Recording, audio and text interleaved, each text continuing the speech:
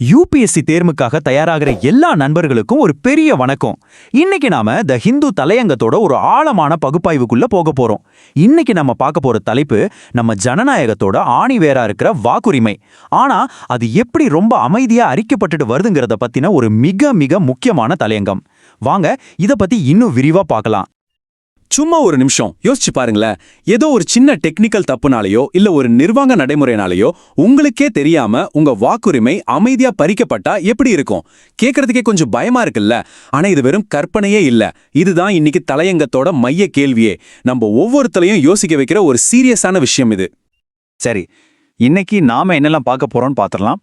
முதல்ல இந்த வாக்குரிமைக்கு வர்ற அச்சுறுத்தல் என்னன்னு பார்ப்போம். அப்புறம் அந்த டெக்னோக்ராட்டிக் எக்ஸ்க்ளூஷன் ஃபார்முலானா என்ன, அரசியலமைப்பு நெறிமுறை எப்படி ஆபத்துல இருக்கு, அடுத்து நம்ம தேர்வு கண்ணோட்டத்துல மெயின்ஸ்க்கு எப்படி தயாராகுது, பிரிலிம்ஸ்க்கு என்ன உண்மைகள் முக்கியம், அப்புறம் ஒரு மாதிரி பதிலையும் பார்க்க போறோம். ஸோ இது ஒரு முழுமையான தேர்வுக்கான வழிகாட்டி. ஓகே, முதல் பகுதிக்குள்ள போவோம். வாக்குரிமைக்கு ஒரு அச்சுறுத்தல். இந்த தலையங்கத்தோட தலைப்பே பார்த்தீங்கன்னா SIR and the annihilation of ரைட்ஸ்னு சொல்றாங்க.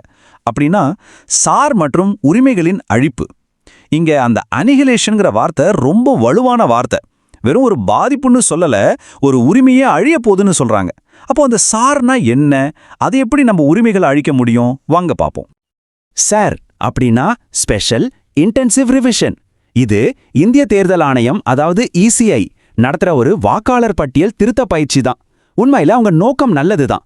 வாக்காளர் பட்டியலை சுத்தம் பண்றது, இறந்தவங்க பேரை நீக்கிறது, வேற ஊருக்கு போனவங்களை கண்டுபிடிக்கிறது, போலி வாக்காளர்களை நீக்கிறதுன்னு நல்ல விஷயம்தான்.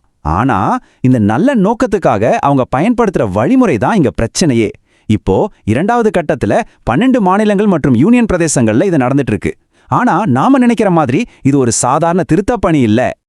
இதோட தாக்கம் எவ்வளவு பெருசு தெரியுமா?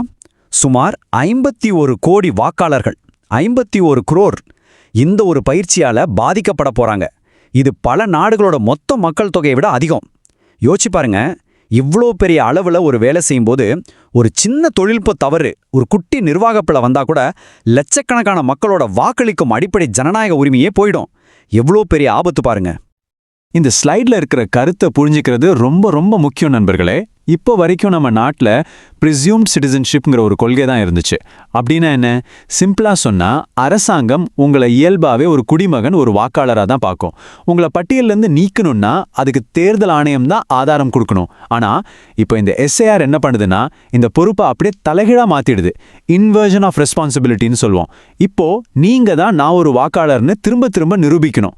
நிரூபிக்க வேண்டிய சுமை உங்க மேல வந்துருது. இதனால என்ன ஆகுது?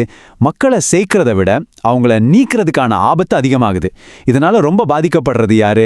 பெண்கள், வெளியூர்ல போய் வேலை செய்றவங்க, வீடு இல்லாதவங்க மாதிரி மக்கள் தான். ஓகே, யூபிஎஸ்சி தேர்வர்களுக்கு இது எங்க வரும்னு பார்ப்போம்.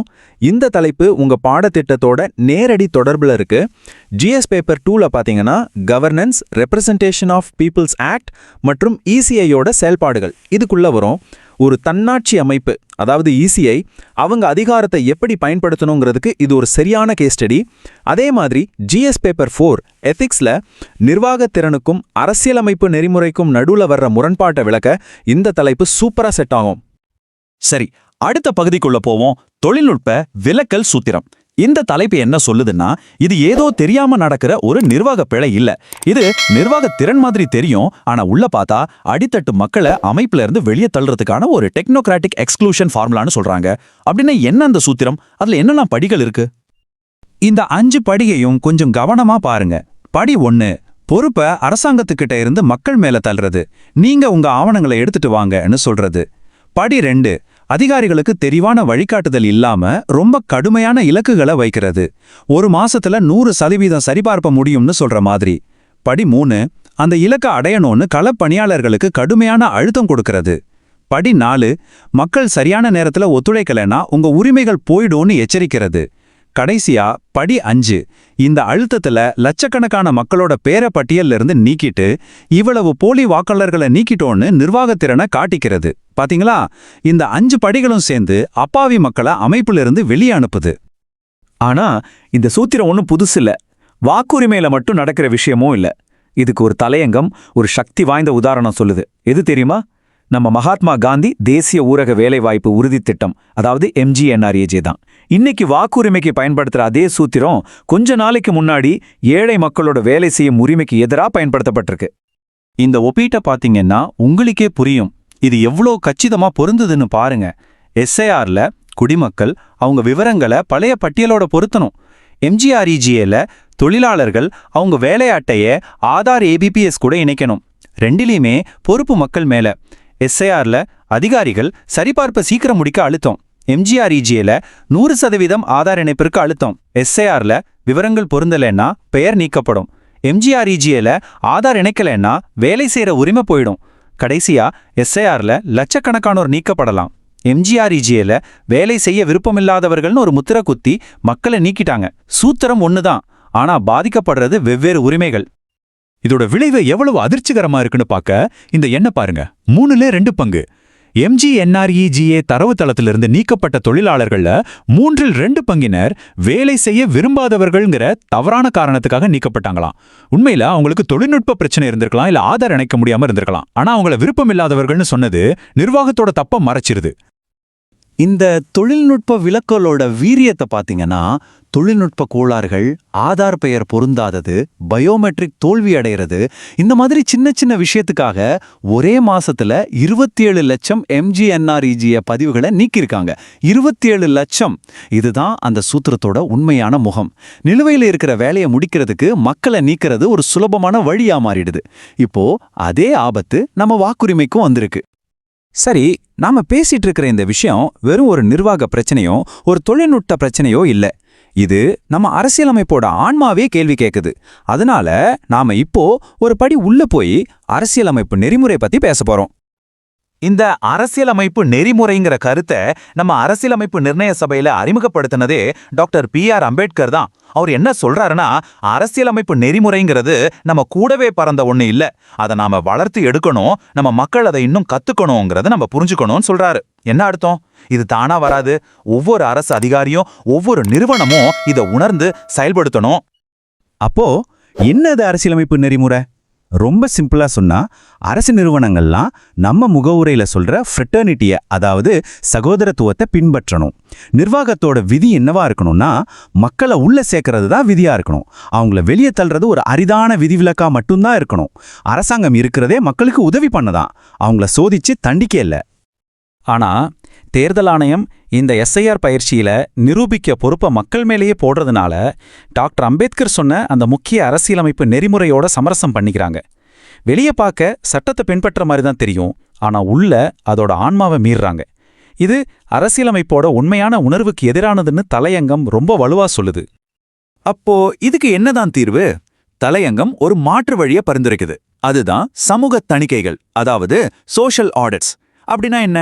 அதிகாரிகள் மேல இருந்து கீழே வந்து சரிபார்க்கறதுக்கு பதிலா அந்த ஊர் மக்களே கிராம சபைகள் மூலமா வாக்காளர் பட்டியலை வெளிப்படையா சரிபார்க்கறது.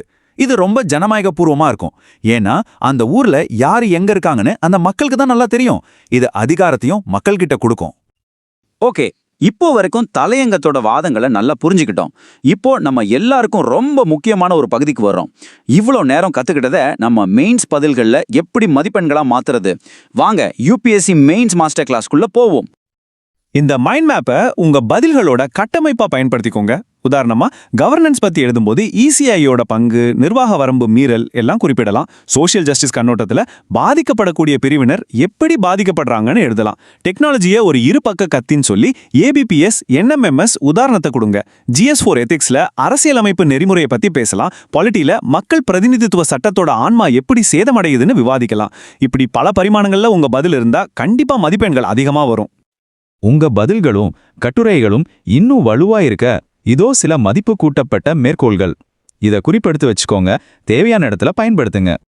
When procedure becomes a punishment, rights become a privilege. அதாவது நடைமுறை தண்டனை ஆகும்போது உரிமைகள் ஒரு சிறப்பு சலுகையாகிவிடும்.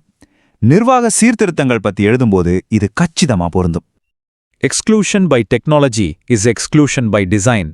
அதாவது தொழில்நுட்பம் மூலம் விலக்குவதே வடிவமைப்பின் மூலம் விலக்குவதற்கு சமம்.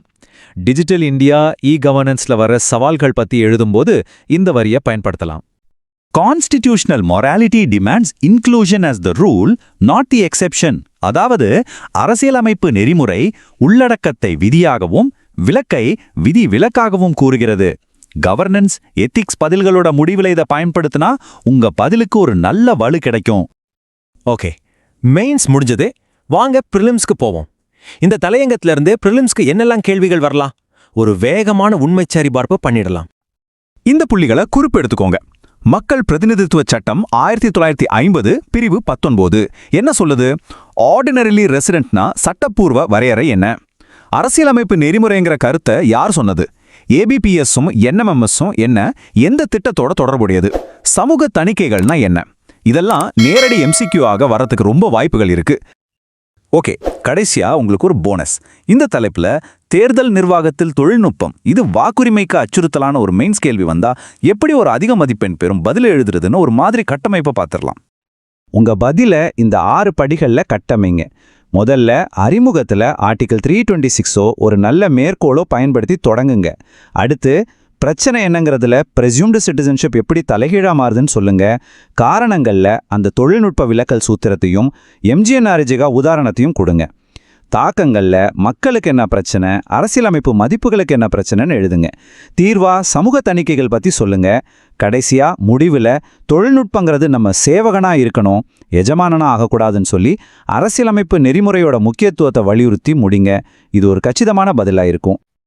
ஆக இந்த விரிவான அலசல் உங்களுக்கு பயனுள்ளதா இருந்திருக்கும்னு நம்புறேன். உங்களுக்கு தெளிவு வந்திருந்தா கண்டிப்பா லைக் பண்ணுங்க, உங்க நண்பர்கள் கூட ஷேர் பண்ணுங்க. மறக்காம ஐ வில் கிளியர் யூபிஎஸ்சின்னு கமெண்ட் பண்ணுங்க. உங்க ஒவ்வொருத்தரோட வெற்றி தான் எங்களோட லட்சியம். நாளைக்கு ஒரு புதிய தலையங்க பகுப்பாயோட உங்களை சந்திக்கிறேன். கலாம் டியூஷன் சென்டர் யூடியூப் சேனலுக்கு சப்ஸ்கிரைப் பண்ணுங்க.